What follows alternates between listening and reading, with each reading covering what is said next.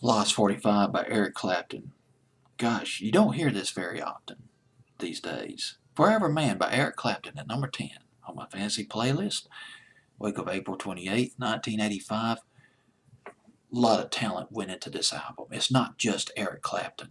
On this single alone, among the people who played on this single, and they're on stage singing and playing with Eric Clapton, and the video. And by the way, the video was directed by Godley and Cream. Red hot video producers back in the day. Among the people who played on this record, Donald Duck Dunn, soul legend, bass guitarist, producer, songwriter, Stax Records, the 60s. He's played on records by Otis Redding, Rufus Thomas, Sam and Dave, Booker T, and the MGs. If you read a book or anything about the history of 60s soul, there'll be a space about Motown, and there'll be a space about Stax Records. You're going to run into Donald Duck Dunn's name. Donald Duck Dunn.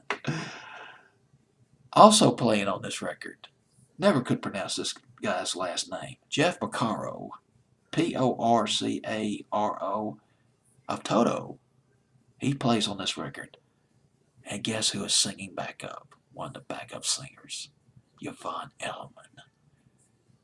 Angelic voice, beautiful voice, loving, tender, passionate voice of Yvonne Elliman. If I Can't Have You, 1978, and she came out with the beautiful Love Me in 1976. God, I fell in love with that song, Love Me by Yvonne Elliman. Bottom line, what I'm trying to get to, don't quote me on this, I'm almost certain that Yvonne Elliman sang lead. Take that back, she sang backup on Eric Clapton's I Shot the Sheriff in 1974. She had been with Eric Clapton for years. She started singing backup for Eric Clapton in the early 70s. A lot of people don't know that about Yvonne Elliman. She also did that amazing version, I Don't Know How to Love Him, in 1971. But Helen Reddy had the huge hit with that record. Now let's go to the album, Behind the Sun. Eric Clapton's album, first album after he signed with Warner Brothers. But Warner Brothers did not like the album. They refused to release it. It didn't have any hit singles. You've got to have some hit singles to propel an album into the stratosphere of the album and pop charts. Unless you're Led Zeppelin. But otherwise, you've got to have at least 1, 2 hit records on that album. A lot of record companies are going to tell you that right off the bat.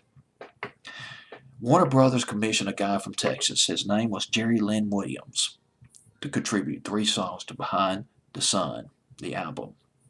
He sent 3 demos to the record company, Warner Brothers.